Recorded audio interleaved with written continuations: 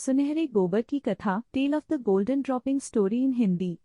एक बार की बात है, किसी शहर में एक बड़े से पेड़ पर एक पक्षी रहता था जिसका नाम था सिंधुक।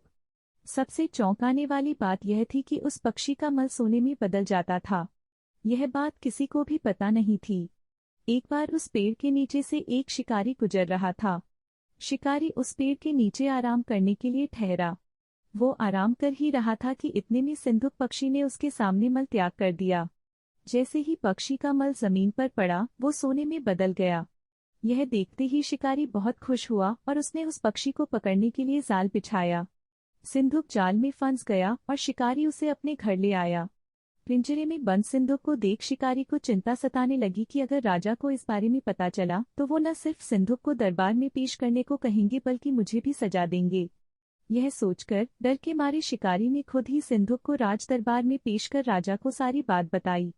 राजा ने आदेश दिया कि सिंधुक को सावधानी से रखा जाए और उसे अच्छे से खाना खिलाया जाए। ये सब सुनने के बाद मंत्री ने राजा को कहा, आप इस बेवकूफ शिकारी की बात पर भरोसा मत कीजिए।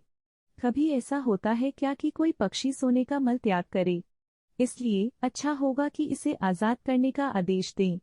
मंत्री की बात सुनकर राजा ने चिड़िया को आजाद करने का आदेश दिया। सिंधुक उड़ते उड़ते राजा के दरवाजे पर सोने का मल त्याग करके गया। यह देखते ही राजा ने मंत्रियों को उसे पकड़ने का आदेश दिया, लेकिन तब तक वो पक्षी उड़ चुका था। उड़ते उड़ते सिंधुक कह गया, मैं बेवकूफ था जो शिकारी के सामने मल त्याग किया। शिकारी बेवकूफ था जो मुझे राजा के पास ले गया। राजा बेवकूफ था जो मंत्री की बात में आ गया। सभी बेवकूफ एक जगह ही हैं। कहानी से सीख, कभी भी दूसरे की बातों में नहीं आना चाहिए और अपने दिमाग से काम लेना चाहिए।